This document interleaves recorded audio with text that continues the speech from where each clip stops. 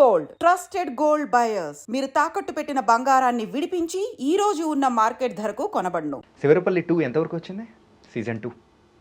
Discussion అవుతుంది. Final call తీసుకోవాలి actually. So ఆ ఫైనల్ కాల్ రాగానే దట్ విల్ బీ స్టార్టెడ్.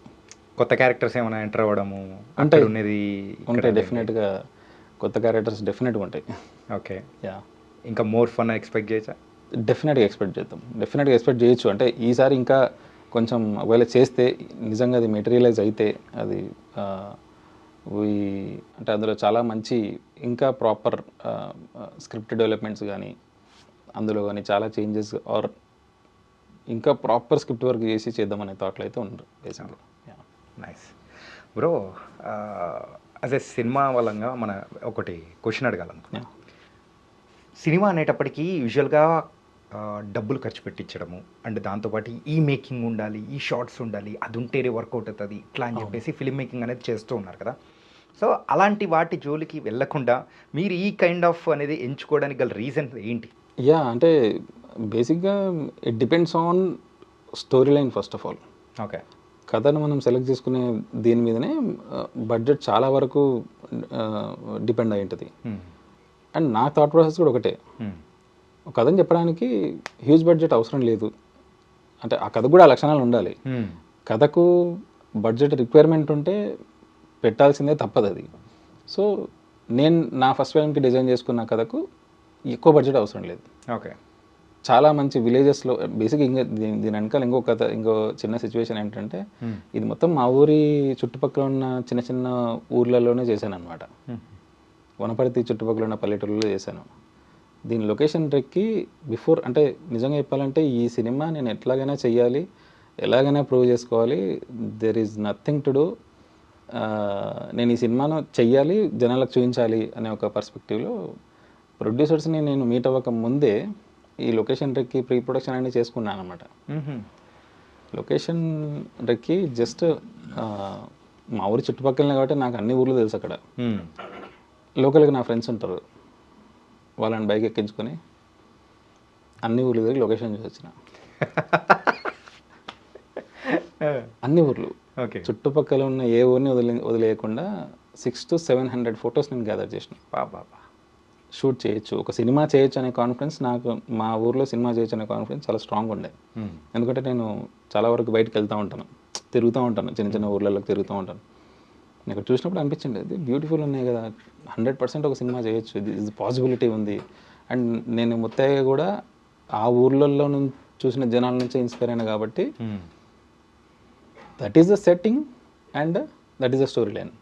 అక్కడ నుంచే ఇన్స్పైర్ అయినా, అక్కడ మనుషులు లెట్స్ డూ ఇట్ అని చెప్పేసి అక్కడనే చేసేసిన అనమాట. నాకు బాగా నచ్చిన లొకేషన్ ఒకటి చెప్పనా, ఏంటంటే అమ్మాయి అబ్బాయి ఇద్దరు మీట్ అవుతారు చూసారు, ఆ బండ కొంచెం చెట్లు, ఆ ప్రైవసీకి కావాలనుకునేటు ఆ టైప్లో ఎక్కడ పట్టారు అది?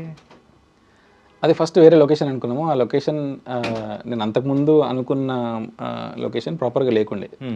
మేము షూట్ చేద్దాం అనుకునే టైంకి కొంచెం డిఫరెంట్ అయిపోయింది ఆ చెట్లు అని. బట్ నేను ఒక పిచ్ ఫిల్మ్ చేశాను, అందులో ప్రాపర్గా ఉంది ఆ లొకేషన్. బట్ ఇప్పుడు షూట్ చేద్దాం అనుకునేసరికి ఆ వాటర్ లేవు, అక్కడ కొంచెం డ్రై అయిపోయింది బేసిక్గా. సో ఇమీడియట్గా మాకు ఆ లొకేషన్ కావాలి, ఆ క్వాలిటీస్ ఉండాలి. మీరు అన్నట్టు ఇందాక కొంచెం ప్రైవసీ ఉండాలి, ఎవరికి కనపడకుండా ఊరి చివరిలో ఉండాలి అనే ఒక థాట్ అయితే ఉండే. సో వెతికాం.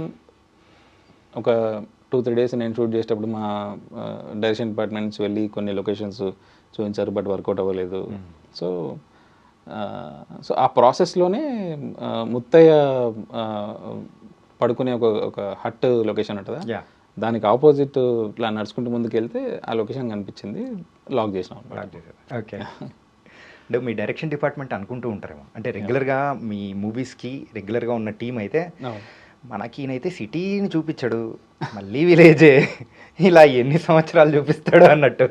లేదు లేదు, నెక్స్ట్ మాత్రం డిఫరెంట్ చేస్తా 100%. నో బట్ కదే మధ్యకాలంలో ఆ కైండ్ ఆఫ్ స్టోరీస్ని చూపించే వాళ్ళు చాలా తక్కువ అయిపోయారు. లక్కీ మీరు చూపిస్తూ ఉన్నారు, we are very happy about that. నేనేదో ఈ బోర్డింగ్ అనేది కూడా సరదాగా తీశాను ఇందాక మీ డైరెక్షన్ డిపార్ట్మెంట్ అది.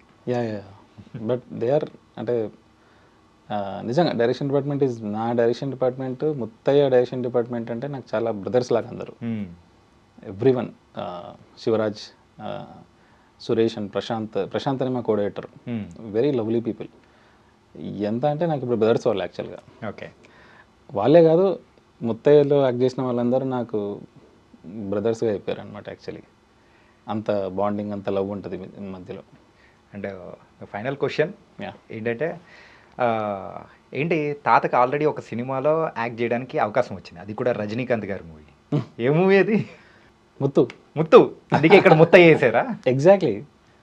యూనో నేను అది యాక్చువల్లీ టైటిల్లో లాస్ట్ షాట్లో వెళ్ళేటప్పుడు ఏ సినిమాలో అవకాశం వచ్చిందిరా ముసలోడా అంటే ముత్తు రజనీకాంత్ అంటుంటాను అనమాట. ఫస్ట్ నేను ముత్తు అనే టైటిల్ వేసి ఆ ముత్తు అనేది ముత్తయ్యగా కన్వర్ట్ చేద్దామని అనుకున్నా యాక్చువల్లీ. ఓకే. బట్ తర్వాత గ్రాడ్యువల్లీ ఏం డిసైడ్ అయినా అంటే లేదు, ముత్తయ్యనే వేద్దాం, అర్థం చేసుకునే వాళ్ళు అర్థం చేసుకుంటారు, అర్థం చేసుకునే వాళ్ళు లెట్స్ బీట్ లైక్ ముత్తయ్య. మాకు కూడా వెళ్ళేటప్పుడు చిన్న పజిల్ వదిలిపెట్టేసిపోయినట్టు. యా, దాన్ని ఒక చిన్న పజిల్ లాగానే ఆల్మోస్ట్ వదిలిపెట్టినాం అనమాట. లేదంటే ఫస్ట్ డిజైన్ టైటిల్ ముత్తు అనబడి ఆ తా అనే వర్డ్ ముత్తయ్య లాగా కన్వర్ట్ అయ్యేటట్టు అనుకున్నాం అనమాట బేసిక్గా. ఓకే. యా, భాస్కర్ బ్రో, ఈ కైండ్ ఆఫ్ స్టోరీస్ని చూపించాలన్నా కానీ producers are the very key point.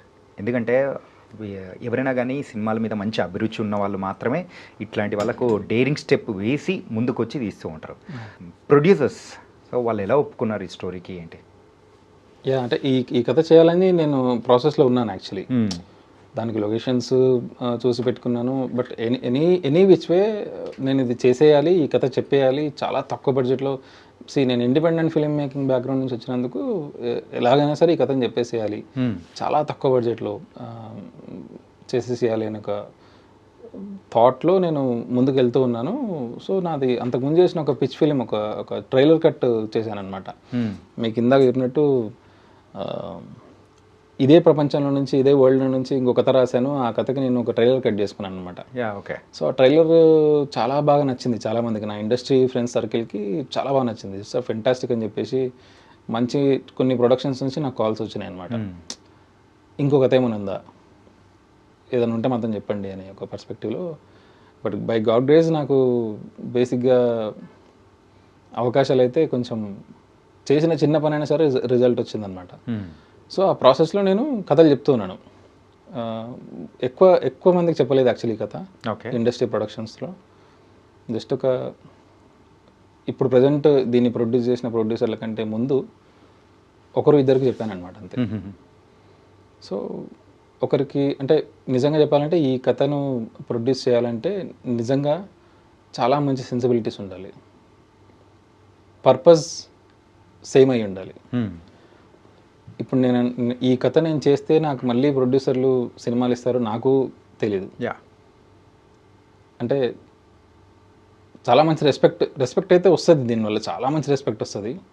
But అలాంటి కథను మళ్ళీ ప్రొడ్యూస్ చేయాలంటే సేమ్ థాట్ ప్రాసెస్, ఈ కథను చెప్పి తీరాల్సిందే, లాభం వచ్చినా రాకపోయినా వాట్ ఎవర్ ఏమైనా సరే ఈ కథను చెప్పి తీరాల్సిందే అన్న థాట్ ప్రాసెస్ ఉన్న ప్రొడ్యూసర్లు ఉంటేనే పని అవుతుంది. సో ఒకరిద్దరికి చెప్పినప్పుడు వర్కౌట్ అయ్యే ఛాన్సెస్, వాళ్ళ కథ చాలా బాగా నచ్చింది. కానీ దానికి మించి కొన్ని విషయాలు ఉంటాయి అన్నమాట. అక్కడ కొద్దిగా హోల్డ్లో ఉన్న సిచ్యువేషన్స్ ఉన్నాయి. ఆ టైంలోనే నేను వృందా ప్రసాద్ అండ్ హేమంత్ కుమార్ వీళ్ళకి నరేట్ చేశాను. Okay. They are very sensible. కథల విషయంలో చాలా మంచి సెన్సిబిలిటీస్ ఉన్న ప్రొడ్యూసర్లు వాళ్ళు. సో నేను కథ చెప్పిన ఫస్ట్ హాఫ్ అన్ అవర్కే కథ ఫినిష్ అయిపోయింది. ఫస్ట్ హేమంత్ కుమార్ ఒక కామెంట్ అన్నాడు అనమాట, ఇలాంటి కథలు మళ్ళీ చేస్తామో లేదో తెలీదు, ఈ కథను చేయాల్సిందే అని అన్నాడు అనమాట. నరేషన్ ఇచ్చిన నెక్స్ట్ మినిట్ హాఫ్ అన్ అవర్లో they discuss something and immediately Brinda Prasad called me, అంటే కాల్ చేసేసి కన్ఫర్మ్ చేసేసారనమాట విత్ ఇన్ హాఫ్ అన్ అవర్లో. అంత ఫాస్ట్గా కథను కన్ఫర్మ్ చేయాలంటే నిజంగా చాలా మంచి, ఈ కథను కన్ఫర్మ్ చేయాలంటే చాలా సెన్సిబిలిటీస్ ఉండాలి. వాళ్ళ పర్పస్ కూడా ఫిక్షనరీ ఎంటర్టైన్మెంట్, వాళ్ళు పెట్టిన ప్రొడక్షన్ పర్పస్ కూడా అలాంటిది, మంచి కథలు చెప్పాలనే వాళ్ళు ఒక డెసిషన్తో ప్రొడక్షన్ హౌస్ పెట్టారు. సో ఈ కథ చాలా నచ్చింది, దే యాక్సెప్టెడ్ ఇట్. అండ్ నాకు ఫస్ట్ ఫిలిం వాళ్ళ వల్ల పాసిబుల్ అయింది. అది కూడా ఇలాంటి ముత్తయ్య లాంటి మీరు అన్నట్టు 70 years ఒక యంగ్ హీరో లేడు, 70 ఏళ్ళ వ్యక్తి కదా, ముందు వెనక చూడకుండా చాలా స్ట్రాంగ్గా దాన్ని ప్రొడ్యూస్ చేసినందుకు నేను వాళ్ళకు చాలా చాలా థ్యాంక్స్ యాక్చువల్లీ.